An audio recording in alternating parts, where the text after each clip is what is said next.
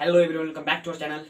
आज हम लोग क्लास 9th का 4th chapter work energy and power का इसमें आज हम लोग क्या पढ़ने वाले हैं तो पोटेंशियल एनर्जी के बारे में। क्या होता है पोटेंशियल एनर्जी? इससे पहले वाले लेक्चर में हम लोग क्या पढ़े हुए हैं, काइनेटिक एनर्जी के बारे में। ठीक है, उससे पहले वर्क डन, ठीक है, उसके बारे में हम लोग पढ़े हुए थे। ठीक है, तो आज का थर्ड लेक्चर है जिसमें हम लोग क्या पढ़े, पोटेंशियल एनर्जी। ठीक है, तो इसमें पोटेंशियल एनर्जी होता क्या है? Simply potential energy is a type of energy.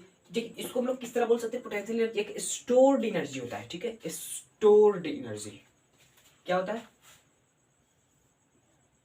Stored energy. ठीक है, स्टोर्ड मतलब जमा हुआ एनर्जी, बोले तो जमा हुआ एनर्जी। ठीक है, तो जैसे मान लीजिए ये मार्कर है। ठीक है, ये ग्राउंड से ऊपर है, ग्राउंड से ऊपर है, ग्राउंड में टचेस नहीं है, ग्राउंड से ऊपर है, तो ये इसके पास कुछ पोटेंशियल एनर्जी होगा। इसको मैं छोड़ूंगा तो नीचे भाग जाएगा, छोड़ूंगा नीचे भाग जाएगा। ठीक है, वो क्यों भागता है? क्योंकि इसके पास पोटेंशियल एनर्जी है और ये कोई भी दुनिया का जो भी चीज हो वो कम से कम एनर्जी में रहना चाहता है। ठीक है, कम से कम उसके पास एनर्जी रहना चाहिए। ठीक है, मान लीजिए आप चले जाए खूब ऊंचा टावर पर चढ़ जाए। ठीक है, खूब ऊंचा टावर पर, वहां पर आप लोगों को रहने का मन नहीं करेगा। ठीक है, कैसे तो फील होने लगता है, बहुत मतलब लगता है कि अब गिर गए। ठीक है, तो क्यों क्यों ऐसा लगता है? क्योंकि आपके पास पोटेंशियल एनर्जी बहुत ज्यादा है। क्यों? क्योंकि आप ग्राउंड के हाइट से बहुत ऊपर चले गए, इसी की वजह से आपको ज्यादा एनर्जी में रहना अच्छा नहीं लगता। ठीक है, तो इसीलिए नीचे आप आना चाहते हैं। कोई भी चीज हो वो कम से कम, दुनिया में जितना भी चीज हो वो कम से कम एनर्जी में रहना चाहती है। ये बात आपको याद रखना है। और पोटेंशियल एनर्जी को डिफाइन करने के लिए हम लोगों को एक क्या लेना पड़ता है, तो एक रेफरेंस पॉइंट लेना पड़ता है। बोले तो मान लीजिए कि ये ग्राउंड है, इस ग्राउंड को हम लोग अभी जितना लिए है वो ग्राउंड को रेफरेंस पॉइंट लिए। ठीक है, ग्राउंड को रेफरेंस पॉइंट लिए। ठीक है, तो यहां से इस ग्राउंड के रेफरेंस पॉइंट से कुछ हाइट ऊपर जाएंगे, एच हाइट, एक मास एम को लेकर यहां तक। तो आप लोगों को अभी बताया हूं कि यहाँ इसके पास कुछ पोटेंशियल एनर्जी आ गया, क्योंकि ये ग्राउंड को हम लोग रिफरेंस माने, इसके रेस्पेक्ट में हम लोग ऊपर गए हैं। ठीक है, इसके रेस्पेक्ट में मतलब ये देख रहा है हमको कि हाँ ये बंदा ऊपर जा रहा है, ये ऊपर जा रहा है। ठीक है, इसका मतलब यही है कि ये देख रहा है ग्राउंड की ये ऊपर जा रहा है। ठीक है, ये देख रहा है, तो यहाँ पर हम लोग चले गए एच हाइट, इससे एच हाइट ऊपर। तो इसके रेस्पेक्ट में इसके पास कुछ पोटेंशियल एनर्जी आ गया, इसके रेस्पेक्ट में इसके पास कुछ पोटेंशियल एनर्जी आ गया। ठीक है, तो ये पोटेंशियल एनर्जी कितना होगा? देखिए ये ग्राउंड है तो यहां पर क्या लग रहा होगा, mg फोर्स। इसके अगेंस्ट में हम लोग फोर्स लगाए कि ऊपर जाएगा। ये तो बॉल नीचे खींच रहा है ना, ग्राउंड पर है तो इसको नीचे mg खींच रही होगी। ठीक है, तो ये जब खींच रही होगी तो हम लोग ये तो बॉल ऐसे ही नहीं चला जाएगा, क्योंकि इसके पास इसको ऑलरेडी कोई खींच रहा है नीचे। तो जब हम लोग फोर्स लगाएंगे, इससे ज्यादा फोर्स लगाएंगे तब ऊपर जाएगा। तो इससे ज्यादा फोर्स लगाएंगे, जितना फोर्स लगाए उतना वर्क डन किए। वर्क डन यहाँ से लेके एच हाइट तक जाने में ये एच हाइट डिस्प्लेस की है। इसको हम लोग कैसे निकालते हैं? तो हम लोग वर्क डन का फॉर्मूला क्या पढ़े हुए हैं, फोर्स इंटू डिस्प्लेसमेंट। क्या पढ़े हुए हैं? फोर्स इंटू डिस्प्लेसमेंट पढ़े हुए हैं। ओके, और कुछ पढ़े हुए, कॉस्ट थीटा भी पढ़े हुए हैं इसी में। ठीक है, और कॉस्ट थीटा यहाँ पर कितना होगा? कॉस्ट थीटा होगा, देखिए ये mg है, वो नीचे की तरफ है, mg नीचे की तरफ है, ये फोर्स नीचे की तरफ लग रहा है, और क्या है तो ये जो हाइट है वो ऊपर की तरफ गया, डिस्प्लेस ऊपर की तरफ, फोर्स नीचे की तरफ। तो यहाँ पर कितने एंगल दोनों के बीच में? डिस्प्लेसमेंट ऊपर की तरफ, फोर्स नीचे की तरफ, इन दोनों के बीच में 180 डिग्री बनना है। ठीक है, और कॉस 180 डिग्री का वैल्यू आप लोगों को पता है कितना होता है? -1 होता है। ये आप लोग याद रखिएगा, -1। मैं आप लोगों को सबसे पहला ही लेक्चर में आप लोगों को ये सब cos 0 से लेकर cos 180 तक बता चुका हूँ। ठीक है, तो फोर्स कितना लग रहा है? देखिए यहाँ पर जो फोर्स है वो क्या है, mg है, तो mg रख देंगे, इनटू डिस्प्लेसमेंट कितना हुआ है, h हाइट डिस्प्लेसमेंट हुआ है, इनटू cos 180 है, तो cos 180 का वैल्यू कितना है? -1, तो -1। तो यहाँ पर क्या हो जाएगा, -mgh। ये वर्क डन, और ये वर्क डन कौन सा वर्क डन है? तो ये पोटेंशियल एनर्जी है, इसी को हम लोग पोटेंशियल एनर्जी बोलेंगे।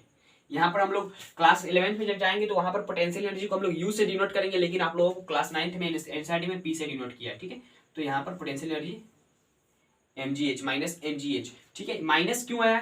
क्योंकि जो पोटेंशियल एनर्जी है वो नेगेटिव ही आता है, पोटेंशियल एनर्जी नेगेटिव ही आता है। ठीक है, तो यहाँ पर जो पूछेगा कि पोटेंशियल एनर्जी यहाँ से यहाँ तक जाने में कितना लगा, कितना है, सिंपली इसी जगह पर हम लोग से पूछेगा कितना पोटेंशियल एनर्जी है। ठीक है, तो हम लोगों को ये माइनस साइन हटा देना पड़ेगा। ठीक है, और इसके अगेंस्ट में कितना पूछा है तो वो हम लोग को निगेटिव साइन लगाना पड़ता है। ठीक है, क्लास 11 में जब जाएगा तो आप लोगों को निगेटिव साइन यहाँ पर लगा हुआ दिखाई देगा, लेकिन सिंपली आप लोगों को ये हटा देना होगा।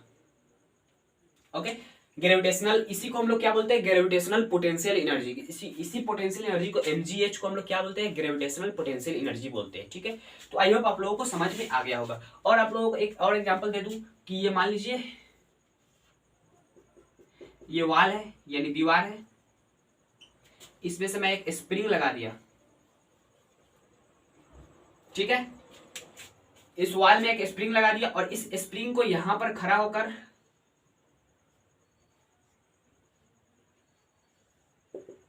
इसको खींच रहा हूं।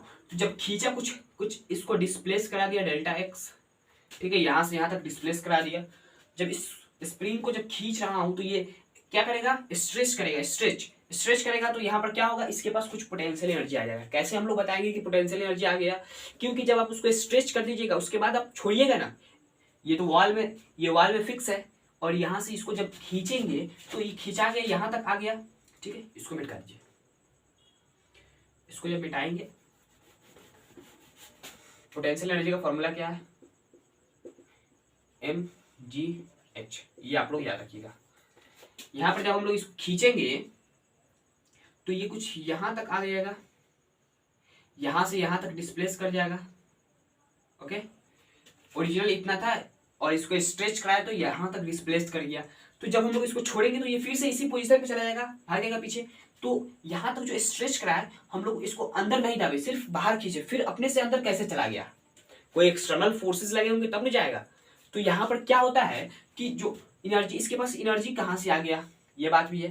तो एनर्जी कैसे है, हम लोग जब इसको खींचे, हम लोग वर्क डन किए, इस पर खींचने में वर्क डन किए, तो वो वर्क डन जो हुआ वो एनर्जी जो हम लोग, हमारा एनर्जी जो खपत हुआ वो कहाँ पर चला गया। ठीक है, वो एनर्जी कहाँ पर चला गया, तो वो एनर्जी इस स्प्रिंग को स्ट्रेच कराने में चला गया। और ये स्ट्रेच्ड एनर्जी मतलब जो ये लमड़ गया है, तो यहाँ पर क्या हुआ, इसके पास पोटेंशियल एनर्जी चला गया, स्प्रिंग पोटेंशियल एनर्जी इसको हम लोग बोलते हैं। ठीक है, स्प्रिंग पोटेंशियल एनर्जी, इसका आप लोगों को एक फॉर्मूला पढ़ाया गया क्लास 11th में, हाफ के एक्स स्क्वायर। ठीक है, उतने नहीं जानिए, जो आप लोग क्लास 9th के सिलेबस में उतना मैं आप लोगों को बता दे रहा हूँ।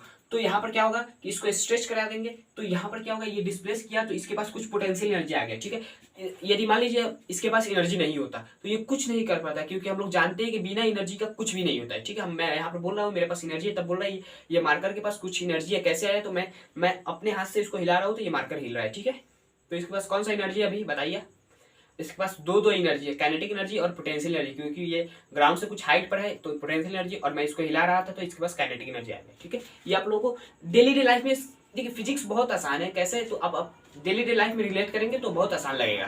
तो आई होप आप लोगों को ये बात समझ में आ गई होगी। ठीक है, तो चलिए हम लोग इस पर बेस्ड पोटेंशियल एनर्जी पर बेस्ड कुछ क्वेश्चंस को करते हैं। सिंपल क्वेश्चन फॉर्मूला पे बेस है, इसको हम लोग करते हैं। यहाँ पर क्या है कि a body go 50 metre above from ground. ठीक है, मान लीजिए ये ग्राउंड है, इस ग्राउंड से 50 मीटर ऊपर गया। ये बोल रहा है कोई बॉडी है, कोई पार्टिकल है। देखिए फिजिक्स में हम लोग है ना, कितना भी बड़ा चीज है उसको हम लोग पार्टिकल बोल देते हैं। ठीक है, और कोई बॉडी भी बोल देते हैं। ठीक है, सिंपली हम लोग इसी तरह करते हैं फिजिक्स में। फ्रॉम ग्राउंड से 50 मीटर ऊपर गया, and mass of the body का मास कितना दिया गया है, 500 kg दिया गया है। बहुत ज्यादा है भाई, 500 kg। Find the potential energy of the body का पोटेंशियल एनर्जी बताना है। Take g is equal to 10 metre per second square. देखिए हम लोगों को यदि क्वेश्चन में नहीं दिया गया है कि जी का value 10 metre per second square लीजिए तो हम लोग 9.8 लेंगे। ठीक है, और दिया है तो 10 लेंगे। तो ये बॉडी यहाँ पर आ गया जिसका मास है कितना, 500 kg। इसका पोटेंशियल एनर्जी निकालना है, तो पोटेंशियल एनर्जी का हम लोग फॉर्मूला क्या पढ़े हुए, mgh। मास कितना है, मास है 500 kg। यदि हम लोग ग्राम में दिया रहेगा तो हम लोग क्या करेंगे, ग्राम को कन्वर्ट कर लेंगे क्या चीज में, केजी में। ठीक है, क्योंकि ऐसा यूनिट ऑफ द मास क्या होता है, केजी होता है, एंड ऐसा यूनिट मीटर का लेंथ क्या होता है, मीटर होता है। ठीक है, और ये सेंटीमीटर या मिलीमीटर कुछ भी में दिया हो तो इसको हम लोग क्या चीज में, मीटर में रखेंगे। तो जी का वैल्यू कितना है, 10 मीटर पर second square into H, height कितना है 50। तो जब हम लोग कैलकुलेट करेंगे तो यहाँ पर 25, ये 2 0 1 0 4 0, तो 1 2 3 4 जूल। ठीक है, तो फर्दर आगे हम लोग अब इसको कैलकुलेट करेंगे तो 2.5 into 10 to the power 5 joule energy आ जाएगा। पोटेंशियल एनर्जी इसके पास कितना हो गया, ठीक है। तो आई होप आप लोगों को समझ में आ गया होगा। ठीक है, समझ में आया तो इस वीडियो को लाइक कर दीजिए, चैनल पर नए तो चैनल को सब्सक्राइब कर लीजिए। ठीक है, चलते हैं। जय हिंद, जय भारत।